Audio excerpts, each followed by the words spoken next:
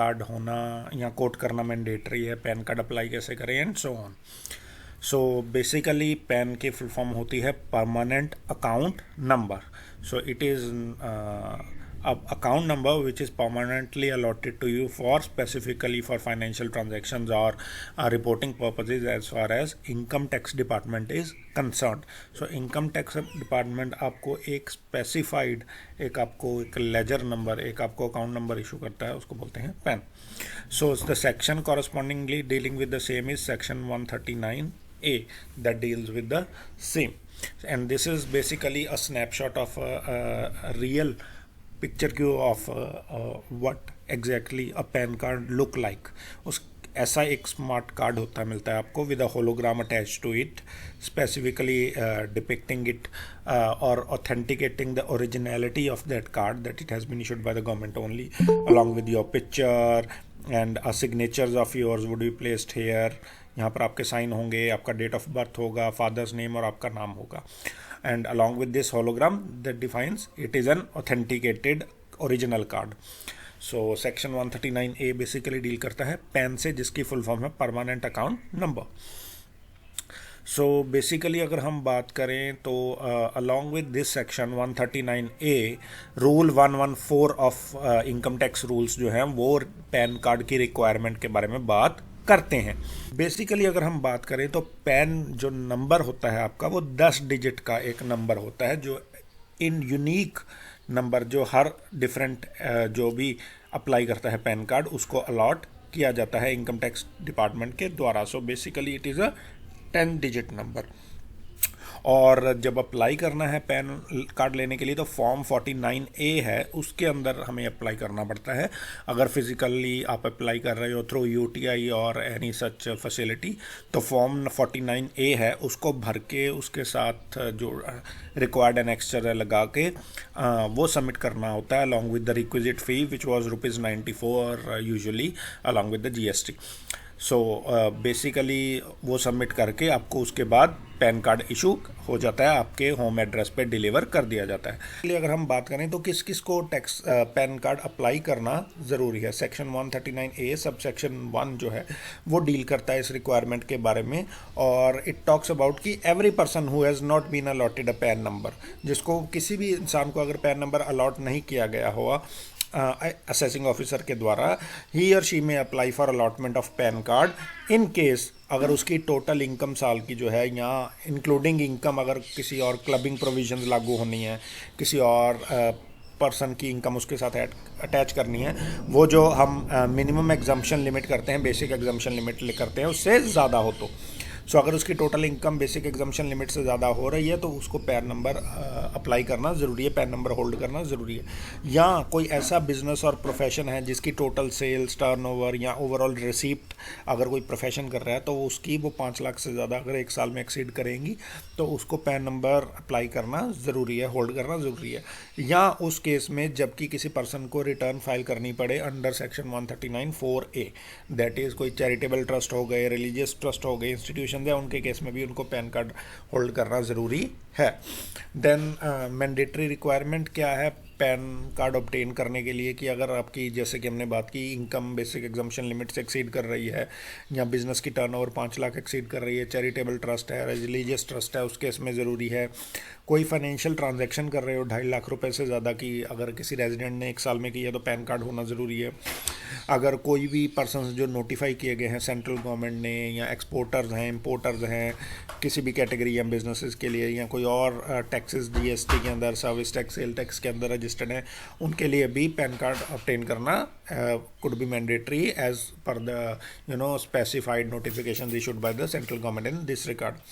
Then assessing officer खुद भी किसी को पैन कार्ड अलॉट कर सकता है on its own motion without application, अगर उसे लगे कि इस पर्सन की फाइनेंशियल ट्रांजैक्शंस बहुत ज़्यादा हुई है इस नाम के पर्सन की और इसके पास पैन कार्ड नहीं है, और अदरवाइज अगर कोई अप्लाई करता है तो उसको तो by default PAN card will be issued,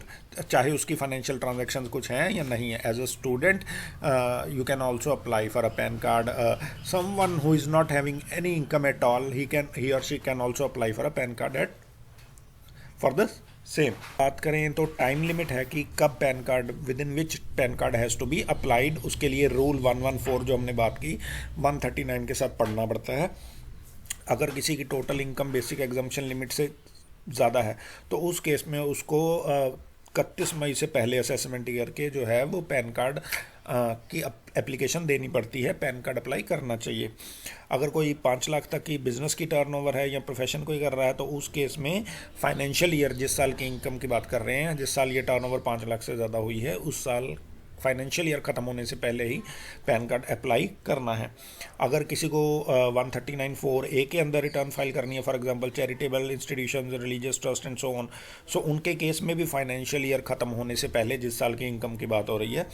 pan card apply करना मैंडेटरी है, ज़रूरी है। और कोई और पर्सन की बात करें जिसको मतलब TDS डिडक्शंस हो गई या किसी ने कोई अमाउंट रिसीव किया, कोई इनकम रिसीव करी जिस पे टैक्स डिडक्टेबल था, TDS लगा था, interest income and so on, उसके केस में भी फाइनेंशियल ईयर ख़त्म होने से पहले। और नॉर्मली अगर हम बात करें जो इन कैटेगरीज में नहीं, पहली 4 कैटेगरीज में फॉल करता, जैसे वॉलंटरी आप पैन कार्ड अप्लाई करना चाहते हो, ना आपके पास कोई इनकम है, ना कोई ज़रूरत है, ना टर्नओवर 5 लाख एक्सीड की है, ना बेसिक एग्जाम्पशन लिमिट से ज़्यादा इनकम है, कुछ भी नहीं है, ना religious charitable trust and so on cases में एप्लीकेशन कभी भी करी जा सकती है, कोई टाइम लिमिट नहीं है। देन अगर हम बात करें तो कौन कौन सी ट्रांजैक्शंस हैं कि अगर उनको हम कर रहे हैं तो उस केस में हमें पैन अपना नंबर जो है वो देना ज़रूरी है, पैन नंबर कोट करना ज़रूरी है। उसके लिए section 139A subsection 5 clause C along with rule 114 जो हमने अभी बात की है वो डील करता है। अगर आप कोई भी सेल और परचेज़ कर रहे हो मोटर व्हीकल की, 4 व्हीलर की, यूजुअली इसमें 2 व्हीलर्स इंक्लूड नहीं है,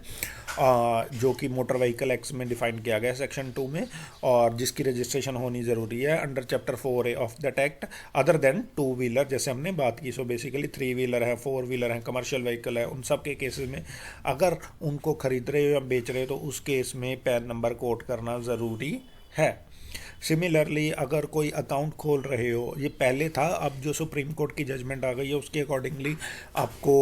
बेसिकली पैन कार्ड तो अभी भी आपको अप्लाई मतलब उसमें कोट करना ज़रूरी है। आधार कार्ड जो है सुप्रीम कोर्ट की जजमेंट आ गई है, अब आप अकाउंट खुलवा रहे हो बैंक वालों से तो ज़रूरी नहीं अगर आपको कि आधार कार्ड देना ही पड़ेगा, आपकी मर्ज़ी है, आप उनको मना भी कर सकते हो कि मैं पासपोर्ट दूंगा, मैं वोटर कार्ड दूंगा, मैं पैन कार्ड नहीं दूंगा, मैं अपना आधार कार्ड नहीं दूंगा। पैन कार्ड देना मैंडेटरी है। सो पैन कार्ड के लिए चाहे सुप्रीम कोर्ट की जजमेंट आई, उसने भी अलाउ किया था कि पैन कार्ड मैंडेटरी किया जा सकता है। आधार कार्ड अपनी मर्ज़ी है,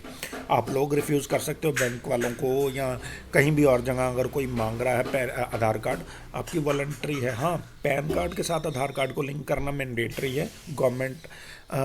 को अलाउ किया है सुप्रीम कोर्ट ने, बट आप बैंक अकाउंट खुलवाने जाते हैं और वो कहते हैं आधार कार्ड लेकर आओ जो उसके बिना नहीं खुलेगा, सो वो गलत है। आप पासपोर्ट दे के, वोटर कार्ड दे के, कुछ भी और प्रूफ दे के अकाउंट खुलवा सकते हो, आधार कार्ड अपना मना कर सकते हो, हमने नहीं देना, ठीक है। सो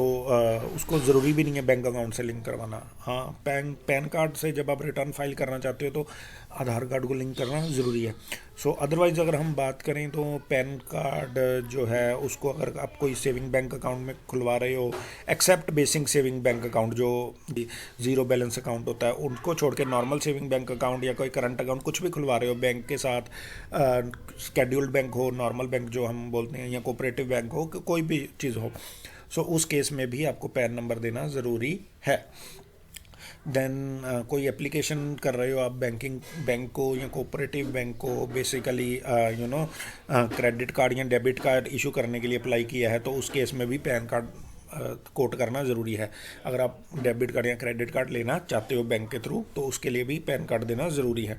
सिमिलरली डीमैट अकाउंट खुलवाना है जिसमें शेयर्स की ट्रेडिंग करनी है तो उस केस में भी आपको पैन कार्ड कोट करना ज़रूरी है। अगर किसी होटल को, रेस्टोरेंट को जो बिल जितना आपका बना और वो बिल 50,000 से ज़्यादा का बना तो उसकी अगर पेमेंट कर रहे हो सो उस केस में भी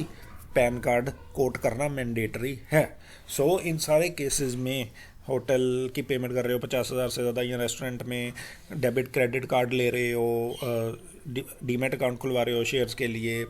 normal saving bank account, current account कुछ खुलवा रहे हो, ठीक है, उस केस में, या कोई व्हीकल परचेज, सेल परचेज कर रहे हो उस केस में अदर देन 2 व्हीलर, तो पैन कार्ड कोड करना मैंडेटरी है। इन एडिशन टू दिस अगर फॉरेन कंट्री के साथ की कोई ट्रैवल कर रहे हो तो उस केस में जो है वो अगर पेमेंट आपने कोई बेसिकली की है, you know foreign currency purchase करने के लिए, फॉरेन करेंसी खरीदी, डॉलर्स खरीदे या कुछ और किया, या ट्रैवल किया फॉरेन कंट्री में, अब इसकी लिमिट जो कर दी गई है वो 2 लाख रुपए है। सो अदरवाइज़ म्यूचुअल फंड के लिए पेमेंट कर रहे हो 50,000 से ज़्यादा, तो उस केस में अगर किसी कंपनी को बॉन्ड्स डिबेंचर्स किसी कंपनी के ले रहे हो 50,000 से ज़्यादा के, तो पैन नंबर कोड करना ज़रूरी है। आरबीआई को कोई पेमेंट करनी है किसी भी बॉन्ड्स, कुछ उसके सब्सक्राइब किए कुछ भी, तो उस केस में 50,000 से ज़्यादा अमाउंट है तो पैन नंबर कोड करना मैंडेटरी है। कोई डिपॉजिट करवा रहे हो बैंक के साथ या कहीं और भी डिपॉजिट्स कर रहे हो, पोस्ट ऑफिस के साथ भी including that of post office, तो उस केस में भी अगर ये लिमिट्स हमारे पास फिक्स्ड हैं, कैश डिपॉजिट के केस में 50,000 से ज़्यादा एक दिन का अगर डिपॉजिट करवा रहे हो तो पैन नंबर देना पड़ता है। अगर 50,000 से ज़्यादा एक दिन में अपने अकाउंट में डिपॉजिट करवाओ, या 2.5 लाख से ज़्यादा का during period, between this period, अगर आपने जब डिमोनेटाइजेशन था अगर तब किया था, सो उसमें भी पैन नंबर कोड करना ज़रूरी है। जब वो डिमोनेटाइजेशन हुई थी, नोटबंदी, कोई बैंक ड्राफ्ट ले रहे हो, पे ऑर्डर ले रहे हो, बैंकर चेक ले रहे हो बैंक से, सो उस केस में भी अगर 50,000 से ज़्यादा का ड्राफ्ट बनवा रहे हो एंड सो ऑन, सो उस केस में भी पैन नंबर कोड करना मैंडेटरी है। टाइम डिपॉजिट की अगर हम बात करें, जिनको हम एफडीआर भी बोलते हैं या टीडी भी बोलते हैं, उसके केस में भी अगर कोई 50,000 से ज़्यादा का अमाउंट है या टोटल एग्रीगेट जो है 5 लाख से ज़्यादा का हो गया डिफरेंट एफडीआर को मिला के, तो पैन नंबर कोड करना मैंडेटरी है। अगर कोई प्रीपेड पेमेंट इंस्ट्रूमेंट के लिए पेमेंट कर रहे हो, या लाइफ इंश्योरेंस के केस में कोई पेमेंट कर रहे हो 50,000 से ज़्यादा की, कोई सेल और परचेज शेयर्स की कर रहे हो, लिस्टेड या अनलिस्टेड सिक्योरिटीज़ 1 लाख रुपए तक, या कोई इमूवेबल प्रॉपर्टी ज़मीन खरीद रहे हो 10 लाख रुपए से ज़्यादा की, सो इन सब केसेस में पैन नंबर कोड करना मैंडेटरी है।